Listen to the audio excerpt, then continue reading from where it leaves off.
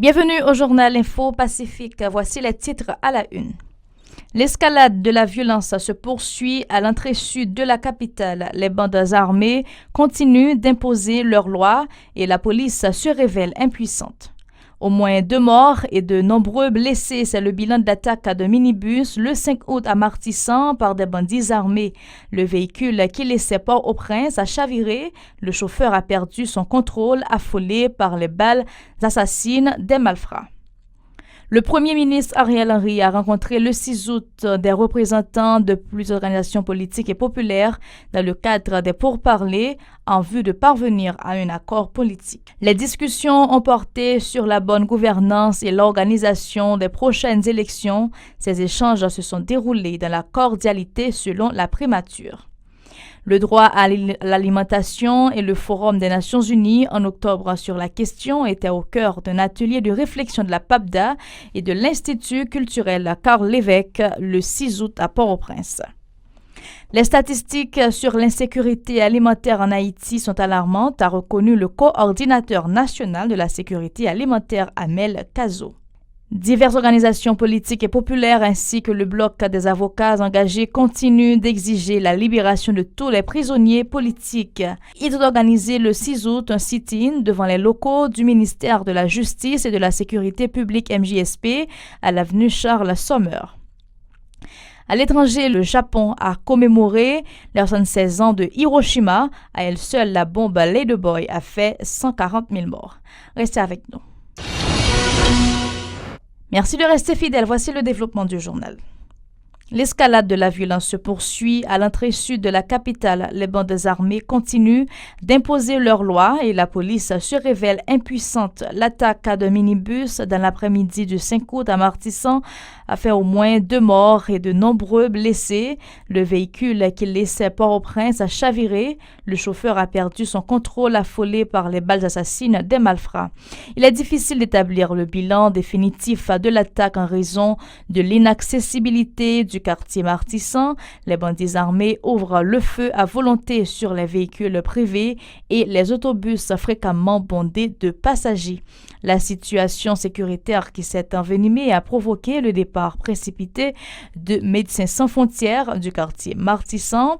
L'organisation humanitaire avait annoncé qu'elle était en quête d'un espace dans l'aire métropolitaine de Port-au-Prince en vue de pouvoir relocaliser le centre d'urgence qui se basait à Martissan. Le premier ministre Ariel Henry a rencontré le 6 août des représentants de plusieurs organisations politiques et populaires dans le cadre des pourparlers en vue de parvenir à un accord politique. Les discussions ont porté sur la bonne gouvernance et l'organisation des prochaines élections.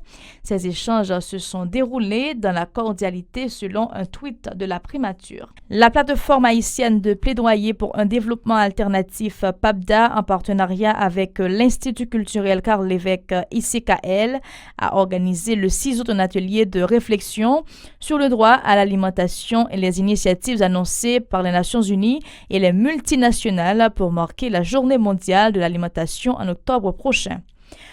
Selon le dirigeant de la PAPDA, Camille Chalmers des Nations Unies, les grandes entreprises internationales cherchent à contrôler la question de l'alimentation à travers le monde. Il souligne le forum de l'ONU programmé du 15 au 17 octobre prochain autour de ce sujet. Le professeur Chalmers en a profité pour critiquer l'orientation de la politique alimentaire de l'État haïtien, indiquant la question de l'alimentation est fondamentale liée à notre identité de peuple ainsi qu'à l'économie nationale. Il souligne que le pays importe chaque année des États-Unis d'Amérique près de 244 millions de dollars de riz, ajoutant que la dépendance alimentaire d'Haïti est la résultante de la politique néolibérale pratiquée par les autorités gouvernementales. Les propos de Camille Chalmers recueillis par Murdit Joseph et Mackerson Mexil. C'est un peu un objectif atelier ça, parce qu'on a une mission PAPDA, c'est question de travail sur politique publique. Donc c'est justement pour nous capables et préciser que nous pas d'accord avec l'orientation l'État haïtien prend sous question.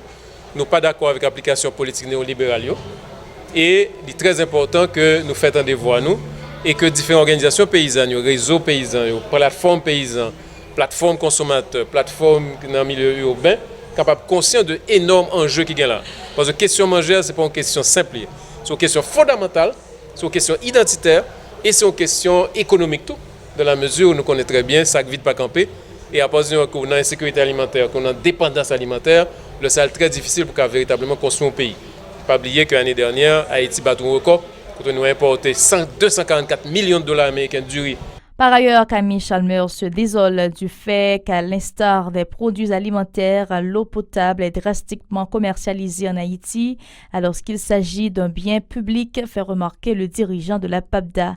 Il réclame l'accès à l'alimentation et à l'eau potable pour tous. Écoutons. Question de l'eau, c'est une question centrale. Mais même gens avec question d'alimentation, côté que nous avons tout un processus pour nous, il fait tourner manger toutes les marchandises. Il fait de l'eau toutes les marchandises.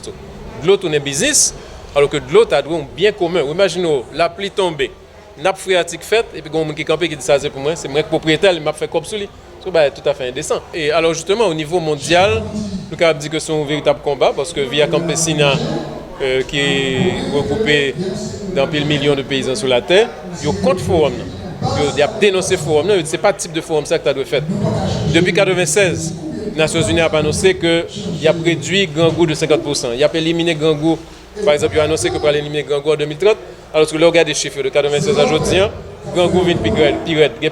De son côté, le responsable de la Coordination nationale de la sécurité alimentaire CNSA, Amel Kazo, cet atelier a permis de recueillir les réflexions des participants dans le cadre de la préparation du cahier de charges du pays qui sera présenté au forum d'octobre prochain sur l'alimentation.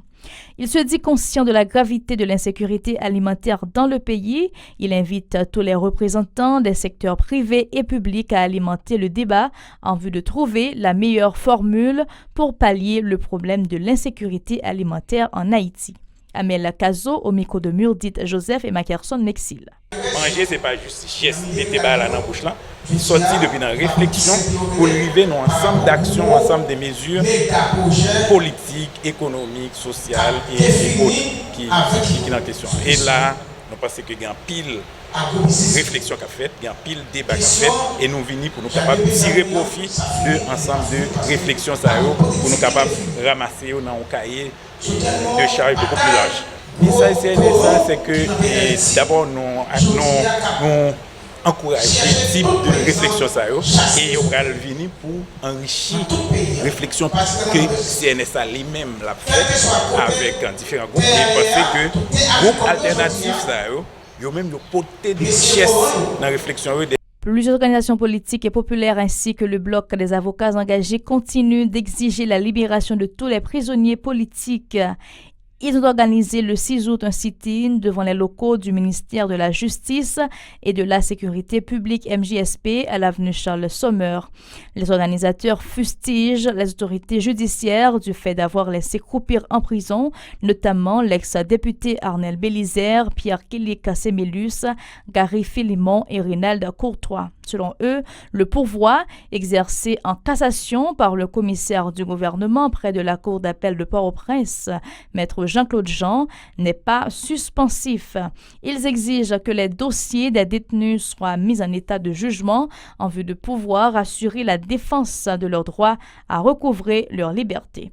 Écoutons maître Caleb Jean-Baptiste au micro de Rusli Bana Jean-Baptiste et Wilkins Moïse. Libération tout prisonnier politique, libération Arnel Bélizaire, libération Job, Aberson Goneg, libération tout les c'est ça que nous voulons demander. Nous voulons demander au actuel investisseur faire Claude Jean mettre dossier en état. C'est ça seulement mettre Claude Jean demander. Article 323, code d'instruction criminelle là dit clairement.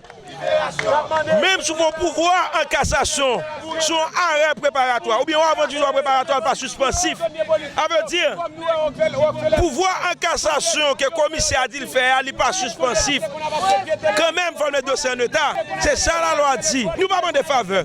S'il n'est pas suspensif, et nous dire, c'est l'article 323 code d'instruction qui dit pour mettre dossier en état. Même s'il fait pouvoir en cassation, mettez-le en état pour le plaider, ça il fait là. Nous-mêmes nous demander pour le mettre dossier en état. Pour nous plaider, pour nous jouer une libération, Renald Courtois, Aberson Goneg. De son côté, Maître Nel Joseph déplore le blocage du dossier par devant la Cour d'appel en raison du pourvoi en cassation exercé par le ministère public. Une décision que l'homme de loi condamne, arguant que la Cour d'appel n'a pas rendu son arrêt définitif dans le cadre de ces dossiers. Pour Renel Joseph, il s'agit de la machination politique. Écoutons-le. Et pas nous t'es là, mais je dis que nous là encore. Donc si nous là encore, je dis, ça veut dire exactement donc pas aucun avancé ça de qui fait dans le dossier prisonnier politique à part que il y a une déclaration que nous Claude Jean a fait donc son radio sœur attestant que il fait un pouvoir en cassation dans le dossier prisonnier politique. Et malgré que le Claude Jean dit que le font pouvoir en cassation, il connaît que pouvoir en cassation c'est une action qui pas kembe parce que selon l'article 323 code d'instruction criminelle là, il dit que le commissaire gouvernement lui-même il pas qu'à faire pouvoir en cassation contre un arrêt provisoire, contre un arrêt qui est provisoire sans que il pas attendre arrêt définitif là. Des militants politiques issus d'autres communes du département de l'Ouest, tels Arcahaye et Cabaret, ont pris part au sit-in devant les locaux du MJSP. Ils se déclarent solidaires de leurs collègues injustement incarcérés selon eux. Ces activistes affirment qu'ils ne vont pas baisser les bras dans le cadre de la lutte pour obtenir leur remise en liberté. Plus loin, ils estiment que le pays n'est pas dirigé ni administré depuis des lustres. Ces militants préconisent la mobilisation de tous les secteurs du pays pour renverser ce système qui enfonce le pays dans la mélasse. Bon, nous-mêmes à Cabaret, nous venons là, nous pas venons passer commissaire gouvernement l'ordre, même venons ballon conseil. 6 semaines ça a passé, Anel Belize et tout prisonnier politique qui ça l'a fait à route nationale numéro 1 à Cabaret. Nous-mêmes nous décidons, quel que soit l'argent pour l'autre pays, pour nous dire tout autant, messieurs, ça y est, pas la guerre, l'Ouest n'a pas fonctionné. Yo kembe Arnel Belize en prison, Arnel va voler, Arnel va dans kidnapping, yo kembe Arnel Belize en prison. Mais nous-mêmes nous venons dire aujourd'hui, faut que libération n'est ça yo, sans condition. Et n'a lancé un ultimatum à Nego. Nous dit Nego ça. Nous dit Nego Ariel, c'est pas on qui gagne mot. Dans l'actualité internationale, le Japon a commémoré les 76 ans de Hiroshima. À elle seule, la bombe Ladyboy a fait 140 000 morts. À l'occasion du 76e anniversaire du bombardement atomique de Hiroshima, le maire de la ville martyre japonaise Kazumi Matsui a déclaré que la tragédie avait appris à l'humanité que menacer les autres pour se défendre ne profitait à personne. Comme en 2020, en raison de la pandémie de Covid, le grand public était exclu des commémorations. Les cérémonies se sont déroulées en présence de quelques survivants et d'une poignée de dignitaires étrangers venus honorer la mémoire des victimes et lancer un appel à la paix dans le monde. Les participants ont observé une minute de silence à 8h45, l'heure exacte à laquelle le 6 août 1945, un B-29 américain largua sur la ville bombe atomique à l'uranium surnommée Ladyboy. Les bombardements de Hiroshima et Nagasaki, les 6 et 9 août 1945, firent 214 000 morts. Le 15 août 1945, la capitulation du Japon mit fin à la Seconde Guerre mondiale. Merci d'avoir suivi ce journal. Bon week-end sur la télévision Pacifique.